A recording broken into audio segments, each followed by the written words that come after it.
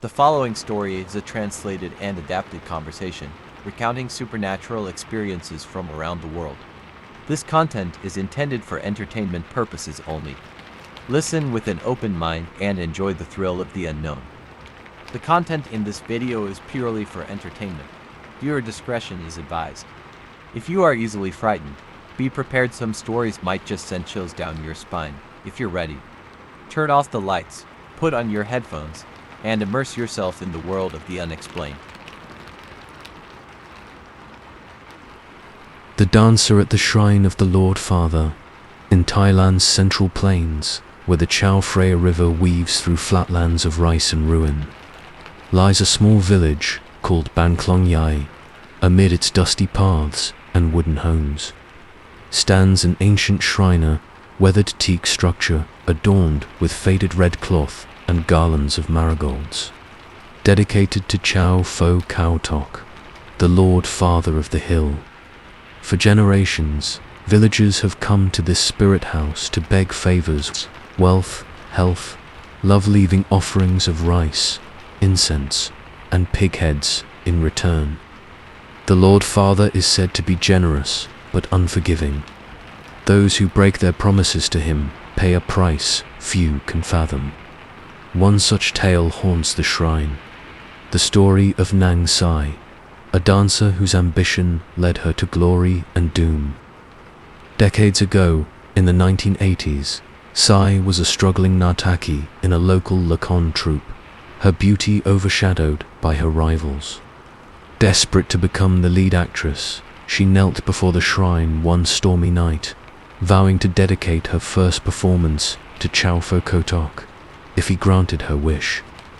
Her prayer was answered. She rose to fame, her name whispered in awe across the province. But success bred arrogance. Sai forgot her vow, offering nothing to the shrine, and soon after, she vanished. Some say she fell ill and died alone. Others claim the Lord Father's wrath claimed her, cursing her spirit to dance eternally in penance. Now, on moonless nights, villagers hear the faint clatter of Qing cymbals near the shrine, and a figure in a dancer's garb sways in the shadows, her pleas for help a chilling echo in the dark.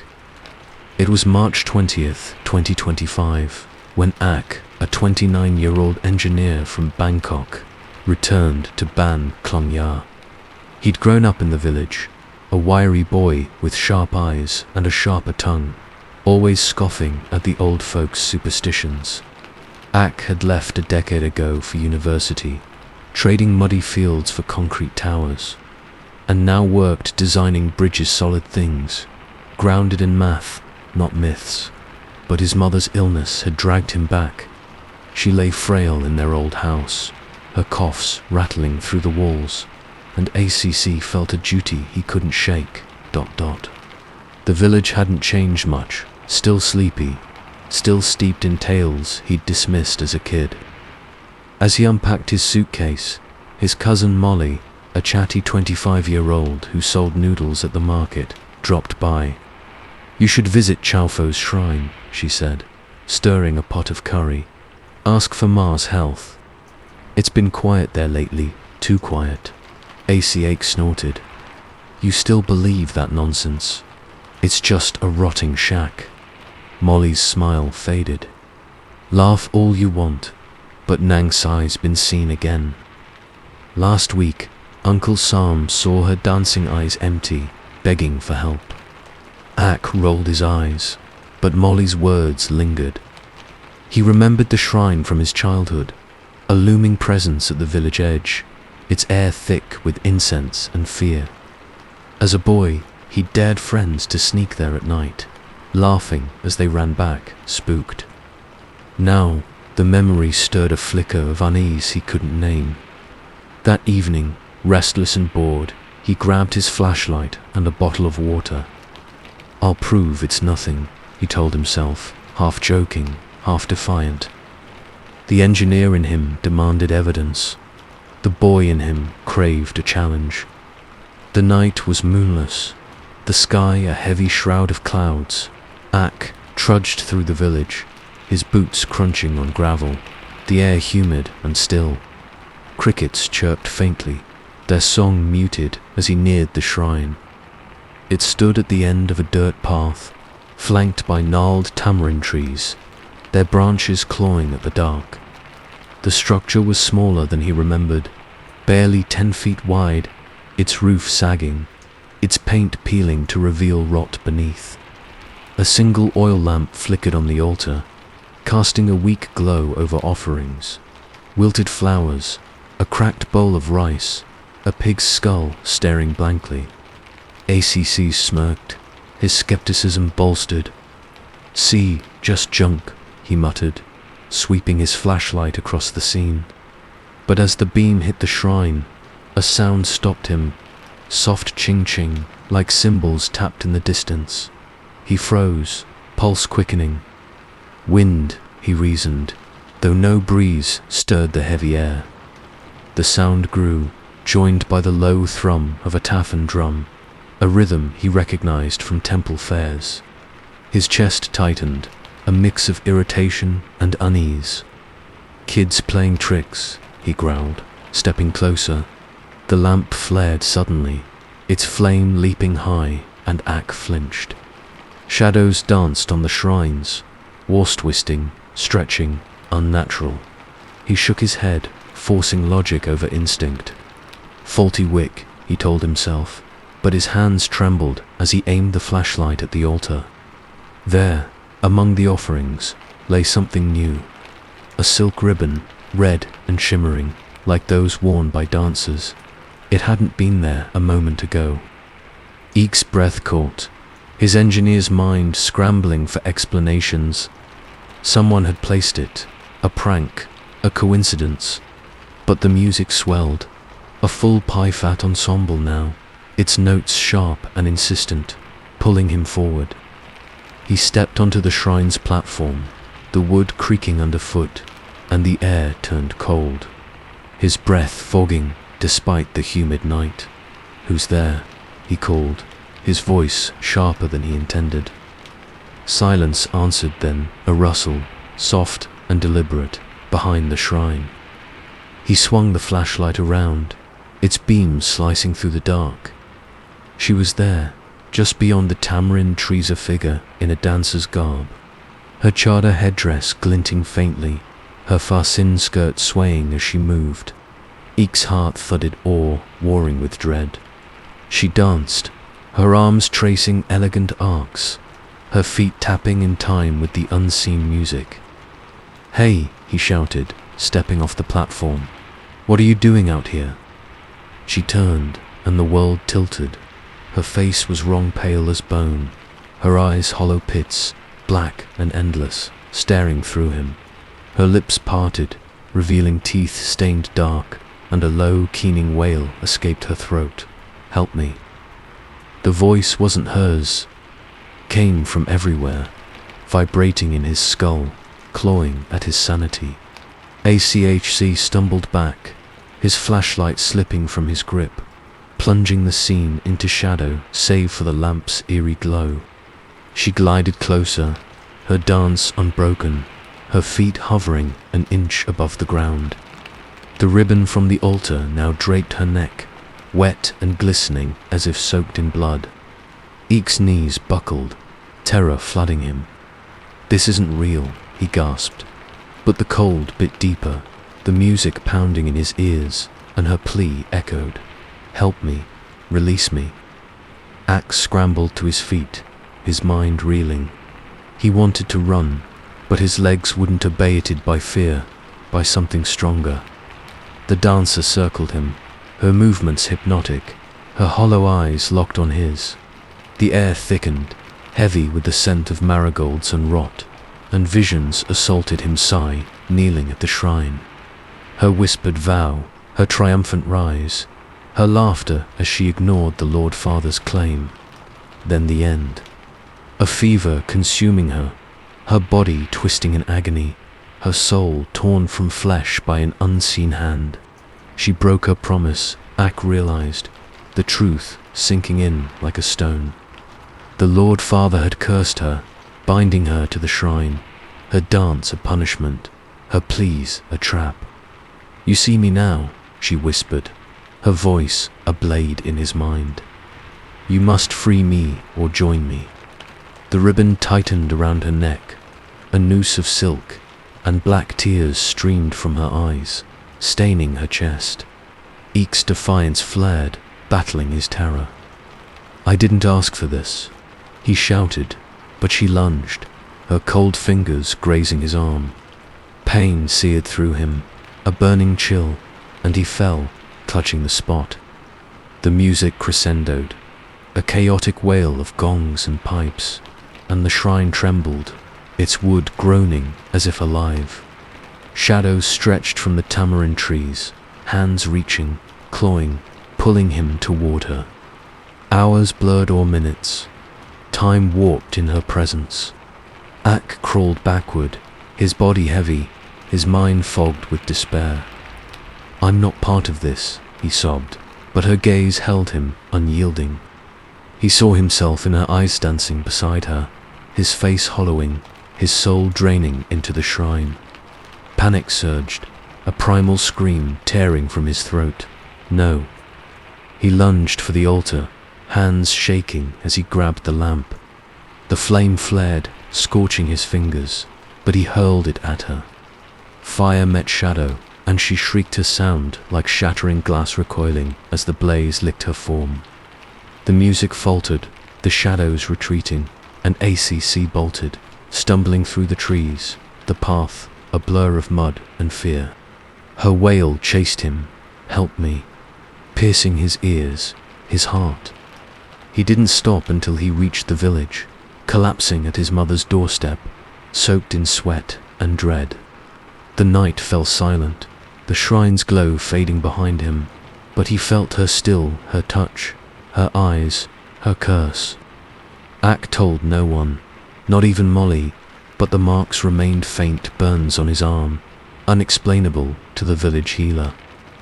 His mother's health improved, a miracle he couldn't celebrate. He knew the cost. Sleep brought nightmares of dancing in darkness, of Sai's hollow gaze, her ribbon around his neck. The ching-ching haunted him, faint but persistent, a reminder of the shrine. One night, weeks later, he woke to silence, no crickets, no windand, a scent of marigolds. Outside, under the tamarind tree by his house, she stood, swaying, her plea a whisper on the breeze. Ak shut the curtains, heart pounding, but he knew. He'd seen her, and the Lord Father's curse had found a new thread to pull. The dancer in the hotel, in the heart of Bangkok, where neon lights clash with ancient alleys, stands the Siam Heritage Hotel, a relic of the city's past. Built in the 1950s as a guest house for traveling dignitaries, its teak floors and ornate chandeliers once gleamed with elegance. Now, it's a faded shadow, its walls stained by time, its corridors echoing with the hum of cheap air conditioners. Tourists flock here for its charm and low rates, but locals avoid it, whispering of a presence that lingers in its upper floors. The story centers on room 404, a corner suite with a balcony overlooking the Chao Phraya River. Decades ago, in the 1970s, a dancer named Nang Ploy lived there briefly. Ploy was a rising star in a Lacan troupe, her beauty and skill captivating audiences at the nearby National Theatre. But her ascent ended abruptly. Some say she leaped from the balcony in despair after a lover's betrayal. Others claim she was pushed, her death hushed up by the hotel's owners. Since then, guests in room 404 report strange disturbances, symbols clashing in the night, a figure dancing in the moonlight, and eyes that burn red with unspoken rage. She's the Nang Ram, Heng Balcony-tha, dancer of the balcony, and her presence is a warning few heed. When Mark Evans, a 34-year-old travel blogger from Sydney, checked into the Siam Heritage Hotel, Mark was a wiry man with a scruffy beard and a restless spirit, always chasing the next story for his blog, Wanderlust Wraith. He thrived on the obscure haunted castles, cursed forests, forgotten ruins, and Thailand's ghost lore had lured him to Bangkok. He'd heard of the hotel from a Reddit thread. Room 404, book it if you dare. She dances at midnight. Mark smirked as he read it, skepticism his shield. Perfect clickbait, he muttered, booking the room online despite the warnings. He arrived late, jet-lagged and grumpy, the humid air clinging to his skin.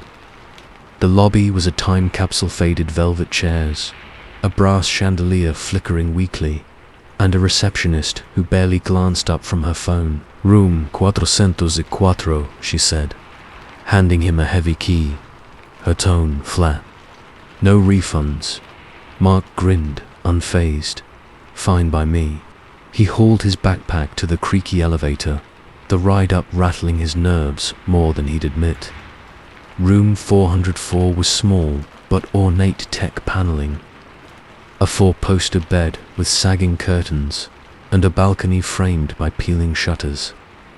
The air smelled of dust and old wood, tinged with something floral he couldn't place. Mark dropped his bag, set up his GoPro on a tripod. For the ghost hunt, he chuckled and collapsed onto the bed. The city hummed outside, a distant roar of tuk-tuks and riverboats, but the room felt oddly still, as if holding its breath. Mark dozed fitfully, the jet lag pulling him under, until a sharp sound jolted him awake, ching-ching, like cymbals clashing faintly. He sat up, heart thudding, and checked his phone. 2:13 a.m. The room was dark, the GoPro's red light blinking steadily, but the noise came again, louder now, from the balcony. Bloody hell, he muttered, rubbing his eyes. It sounded like a street performer, but at this hour, in a 4th-floor room. He stumbled to the window, the floor cold against his bare feet, and peered through the shutters. Moonlight bathed the balcony, silver and stark, and the city glittered beyond the river. The sound shifted ching, joined by the rhythmic clatter of chap, a Thai percussion instrument, weaving a melody both eerie and hypnotic. Mark's pulse quickened, curiosity battling unease. Probably a neighbor, he told himself, though the hotel's silence mocked that lie. He grabbed his phone, opened the camera app, and slid the balcony door ajar. The humid night rushed in, heavy with the scent of rain and lotus flowers, and the music swelled, pulling him outside. His bare feet hit the warped tick planks, and he froze. There she was, a figure in a dancer's garb, swaying in the moonlight. Her chador headdress sparkled faintly, her silk skirt rippled like water, and her arms moved with a grace that stole his breath. Mark stood transfixed, awe overtaking his skepticism. No way, he whispered, raising his phone to record. He dancer spun, her movements fluid, a perfect ram-Thai dance that seemed to defy gravity. Mark's hands shook, the phone screen blurring as he zoomed in.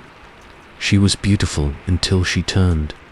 Her face was a nightmare, pale as death, lips cracked and bloodless, eyes glowing red like embers in a dying fire.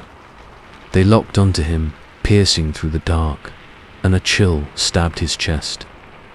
Jesus, he gasped, stumbling back, the phone slipping from his grip. Her head tilted, an unnatural angle, and the music surged discordant now. A clash of gongs and pipes that rattled the balcony. Mark's knees buckled, terror flooding him. "Who are you?" he croaked, but she glided closer, her feet hovering an inch above the floor, her red eyes unblinking.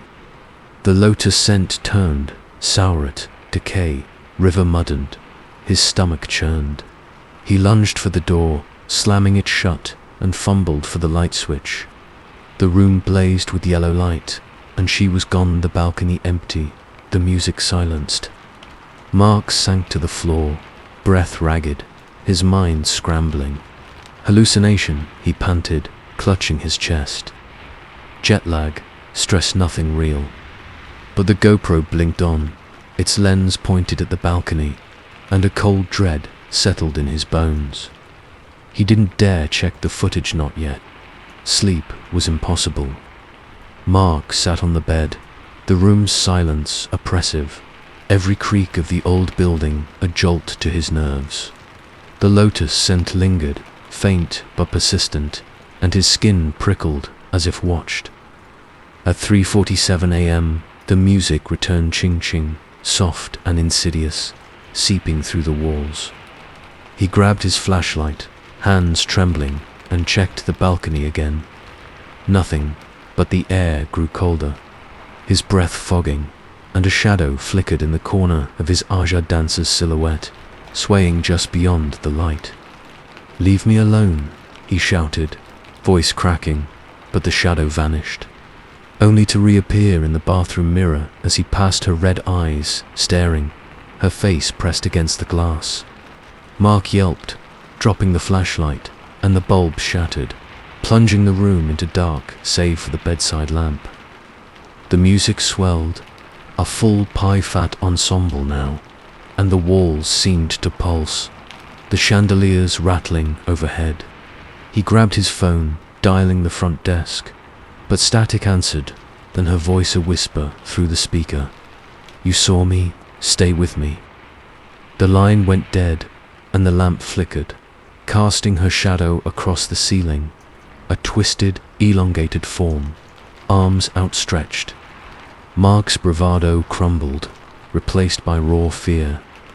"I'm sorry," he sobbed, though he didn't know why. "I didn't mean to." The balcony door flew open, wind howling in, and she stood there again, her red eyes blazing, her dance frantic now, a plea or a threat.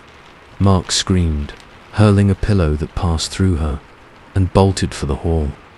The door slammed shut behind him, locking him in, and the music drowned his cries. Time warped hours, or minutes, he couldn't tell. Mark pounded the door, his fists bruising as her presence filled the room. Her cold fingers brushed his neck, and visions assaulted him ploy, laughing on stage. Her lover's hands pushing her over the rail, her body shattering on the pavement below. Betrayal had killed her, despair had bound her, and now she sought company in her endless dance. "Stay," she whispered, her voice a blade in his skull. Mark's legs gave out, his body swaying to her rhythm, his will eroding. "No, no, no," he moaned, clawing at the carpet, but her eyes held him, draining his warmth. He saw himself in her gaze, dancing beside her, his eyes reddening, his soul tethered to room 404. Panic surged, a last spark of defiance. "I won't," he roared, lunging for the GoPro. He smashed it against the bedpost, the lens cracking, and the music faltered, her form flickering. The door clicked open, and Mark stumbled into the hall, collapsing as the lights blazed on. The room fell silent, her presence retreating, but he felt her still, her touch, her eyes, her curse. Mark checked out at dawn, pale and trembling, the receptionist's stare following him. He deleted the blog post he'd planned, burned the GoPro's memory card, but the footage haunted him, her red eyes staring through every frame. Back in Sydney, sleep brought nightmares of dancing in moonlight, of lotus and blood, and a rash appeared on his neck, red lines like claw marks, fading by day, burning by night. One rainy night, he heard it ching-ching, faint and persistent, drifting through his apartment. He looked out the window, and there, in the storm, she danced, her red eyes watching. Mark shut the blinds, heart racing, but he knew. Ploy had seen him, claimed him, and the dance would never end.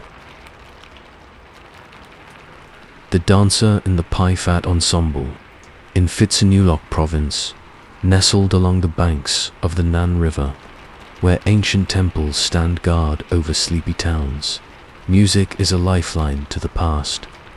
The Pai Phat Ensemble, traditional Thai orchestra of gongs, drums, and woodwinds, carries the soul of the region, its rhythms echoing through festivals and ceremonies. In the village of Ban Mai, a small troupe has kept this art alive for generations, practicing in a weathered community hall near the river's edge.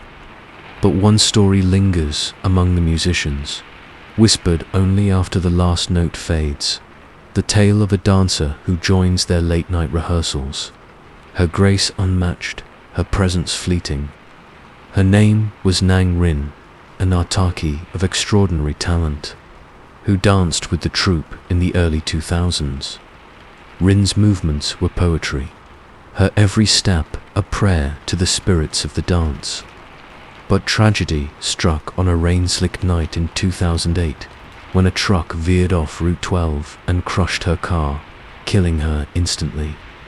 Her death left the troupe shattered, her absence a wound that never healed. Since then, on quiet nights when the river murmurs low, the musicians swear they've seen her slipping into their circle, dancing as if alive, only to vanish when the music stops. They call her Nang Ramhenkontha, dancer of the broken song, and her return is both a gift and a curse. It was March 20th, 2025, when Sam Chai, a 45-year-old Renault Ek player, called the troupe together for a late rehearsal. Sam Chai was the troupe's backbone, a wiry man with calloused hands and a deep love for the Pai Phat's intricate melodies. He'd inherited the role from his father, carrying the weight of tradition with quiet pride. Tonight, they were preparing for the Songkran festival, a chance to perform at Wat Phra Siratana Mahothit, the grand temple in Phitsanulok city. The pressure was on, and Songchai's patience was thin. The community hall was a simple structure, walls faded by time, a tin roof that rattled in the wind, and a raised stage cluttered with instruments. The Kongwong Yai gongs, the Taffin drum, the Pai Nai pipe. The troupe gathered at dusks, 6 members, all locals who'd played together for years. There was Lek, the young drummer with a quick laugh, Ye, the grizzled gong player who rarely spoke, and Fern, a soft-spoken woman who mastered the Ching cymbals. The air was humid, thick with the scent of river mud and jasmine from a nearby shrine. Somchai clapped his hands, cutting through their chatter. "No slacking tonight," he barked. "We've got 3 days to perfect this." The troupe nodded, settling into their places, and the music began a slow, mournful piece called Fleng Sibot, its notes weaving a tale of loss and longing. Samchai felt the rhythm in his bones, his mallet striking the Renault Ek with precision, but a flicker of unease stirred. The hall felt off, too quiet beyond their playing, as if the world held its breath. Hours passed, the night deepening into a starless void. The troupe pushed on, sweat beading on their brows, the music shifting to the lively Ram Thai dance tune. It was past midnight when Lek paused, wiping his face. "Anyone else feel that?" he asked, voice low. Samchai frowned. "Feel what?" Lek hesitated. "Cold, like a draft." The others nodded, glancing around. The hall had no windows open, no fans running, yet a chill crept in, prickling their skin. Samchai shrugged it off. "Focus," he said, striking the Renault Ek to restart the piece. But as the music swelled, a shadow moved at the stage's edge, a figure, slight and graceful, stepping into their circle. She wore a dancer's garb, a golden chador headdress, a shimmering FA sign skirt, her arms adorned with bangles that glinted faintly. The troupe froze, mallets and drumsticks hovering, but she began to dance, her movements fluid, mesmerizing, perfectly synced to their tune. Samchai's breath caught awe, overtaking his confusion. She was beautiful, her steps light, her hands tracing arcs that seemed to pull the music alive. Lek's jaw dropped, Fern's eyes widened, and even Yai leaned forward, transfixed. "Who?" Songki whispered, but no one answered. The dancer spun, her skirt flaring, and the troupe played on, drawn into her spell, their instruments ringing with a clarity they'd never achieved.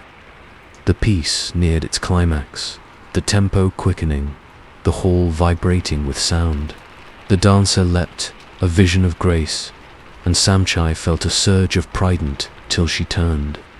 Her face was a ruin, pale and gaunt, one cheek crumpled from impact, her eyes dark pools that swallowed the light. Her lips curved in a faint, sad smile, and a chill stabbed through him.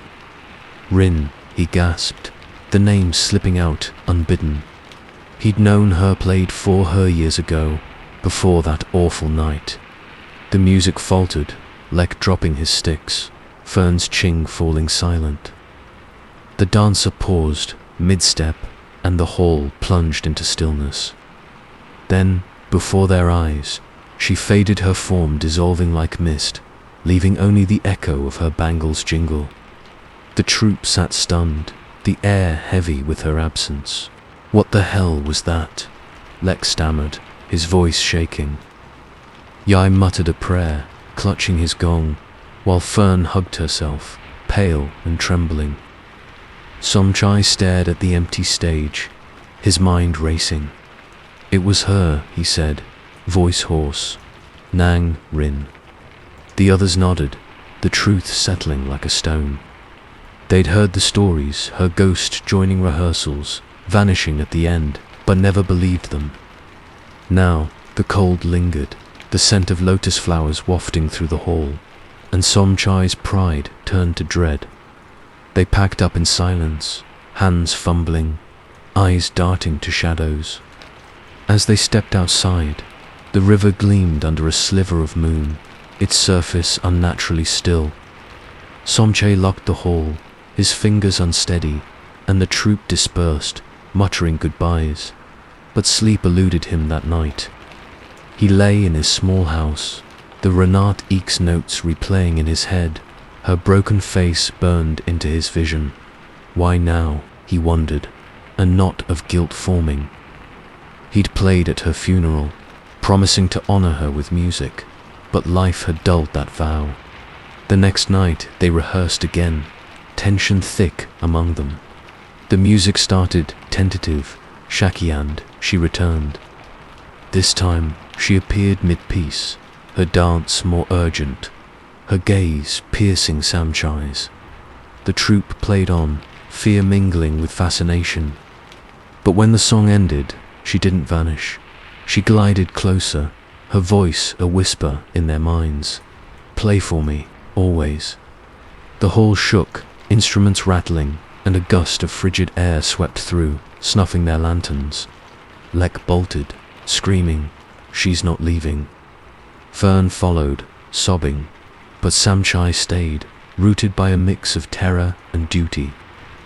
Rin's form flickered, her smile twisting into a grimace, and the music resumed and played by them, a ghostly ensemble echoing from the walls.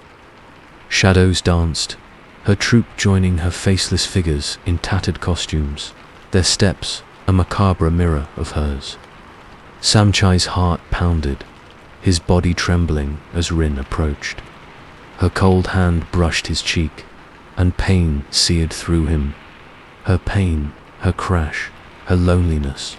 "I'm sorry," he choked, tears streaming. "I forgot you."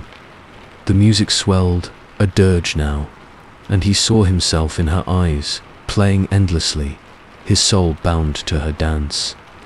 Panic surged. "No," he shouted, stumbling back, grabbing his Ranat Ek mallets. He struck the instrument, a discordant clang breaking the spell. The shadows recoiled, Rin's wail piercing the night, and the music fractured. Somchai ran, the hall trembling behind him, her voice chasing. "Play for me." He didn't stop until he reached the river, collapsing on its bank, the water lapping at his feet. The troupe never returned to the hall. Lek quit, Fern moved away, and Yai refused to speak of it. Sam Chai tried to forget, but the music followed faint ching-ching in his dreams, lotus scent in his workshop. A rash appeared on his cheek thin, lines like crash, wounds fading by day, burning by night. One evening, walking by the river, he heard it, again the pie fat, clear and mournful. Across the water, she danced, her broken face watching him. Sam Chai turned away, but the tune lingered, a promise unkept, a dancer unappeased. Rin had claimed her stage, and he'd play for her willing or not. The dancer of the old house. In Suphanburi province, where the central plains of Thailand stretch wide under a relentless sun, there's a house that no one claims. Tucked away on the outskirts of a quiet village, it's a two-story relic of weathered teak and cracked plaster. Its windows boarded shut, its roof sagging under decades of neglect. The locals call it Ban Rautha, abandoned housand. They steer clear, their voices dropping when they speak of it. Long ago, it belonged to a Nartaki named Nang Phon, a dancer whose beauty lit up the village festivals. But her story ended in blood. Her lover, consumed by jealousy, stabbed her in a fit of rage, leaving her body crumpled on the upper floor. The house was forsaken after that, her death staining its walls with whispers of the restless. 10 to 15 years ago, my family moved in fools who thought a cheap roof was worth the rumors.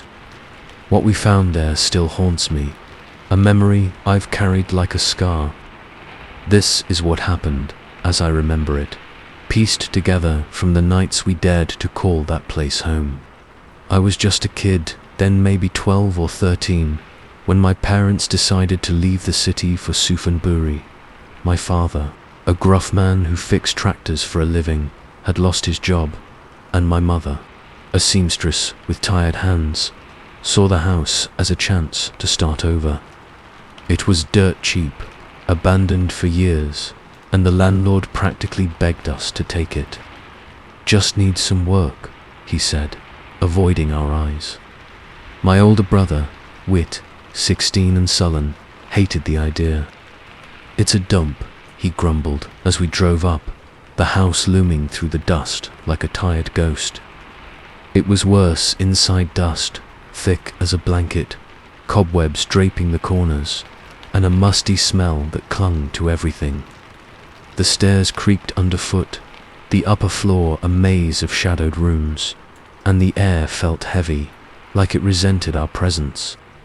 My mother lit incense that first day, muttering prayers to whatever spirits might linger, but my father laughed it off. "Old houses have character," he said, hammering nails into loose boards. I wasn't so sure. The place watched us, its silence too deep, and I stuck close to Wit, who smirked but stayed quiet. The villagers didn't help. They'd stare as we hauled in furniture, whispering behind their hands. One old woman, toothless and hunched, grabbed my arm as I fetched water. "That house belongs to her," she hissed. "The dancer she doesn't share." I yanked free, heart thudding, and told Wit later. He rolled his eyes. Superstitious nonsense, probably just some drunk's story. We'd been there a week when it started. Nights were hot and still, the cicadas a constant drone. But one evening, as we ate sticky rice and fish downstairs, a sound drifted from above, a faint, rhythmic ching-ching like cymbals tapped in time. My mother froze, spoon halfway to her mouth. "What's that?" she asked, voice tight. My father shrugged, chewing slowly. "Wind, maybe, or rats." But the windows were shut, the air dead, and rats don't play music. Wit and I exchanged looks, unease creeping in. "I'll check," he said, grabbing a flashlight, his bravado masking the tremor in his hands. I followed, my bare feet silent on the worn floor. The stairs groaned as we climbed, each step colder than the last, and the sound grouching joined by the mournful wail of a pine, weaving a melody that tugged at my chest. We reached the landing, the upper hall a tunnel of shadows, and the music stopped, leaving a silence that pressed against my ears. Nothing, Wit muttered, sweeping the beam across empty rooms, bare walls, cracked floors, a few broken chairs. But I felt it a weight, like eyes on my back. "Let's go," I whispered, tugging his sleeve. He nodded, pale despite himself, and we retreated, the stairs creaking louder on the way down. My parents didn't ask. Their forced smiles said they'd heard it too. Days blurred into weeks, the house settling into an uneasy routine.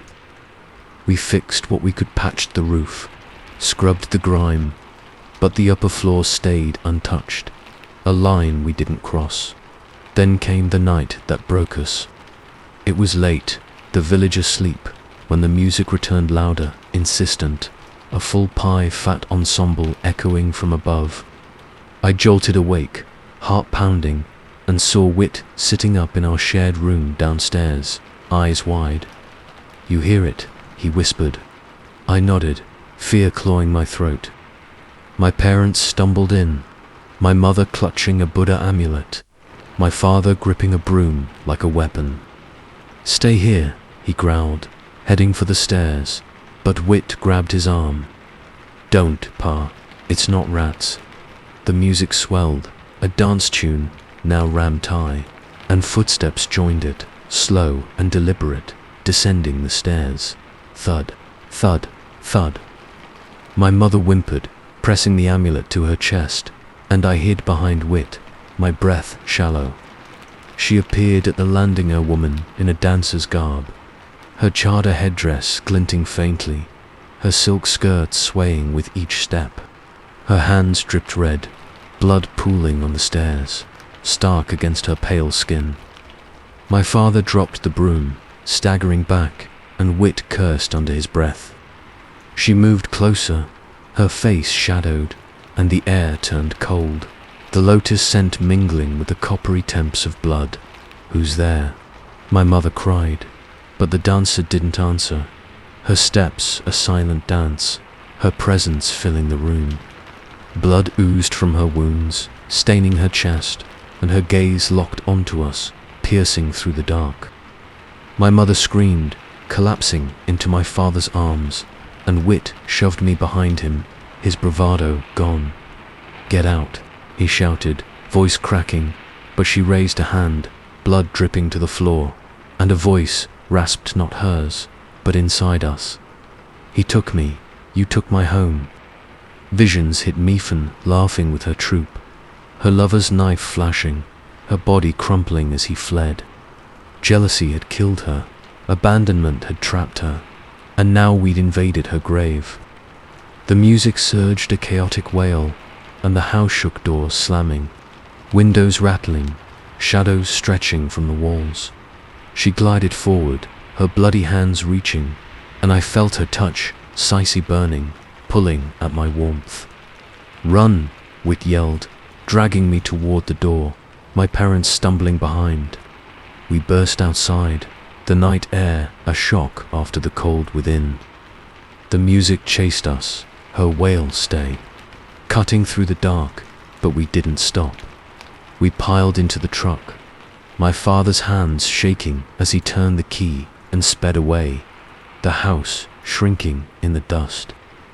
No one spoke, the silence heavy with terror, guilt, and the echo of her steps. We crashed at a relative's house miles away, sleeping in a cramped room, but the nightmare clung to us. The next day, my father went back with a monk to retrieve our things. The house was silent, the stairs cleaned no blood, no dancer, but the air felt wrong, heavy with her presence. The monk chanted, leaving offerings of rice and incense. but he shook his head as they left. "She's still there," he said. "She won't leave." We never returned. The house sits empty still, or so the villagers say, though some claim the music plays on quiet nights, her bloody hands trailing the stairs.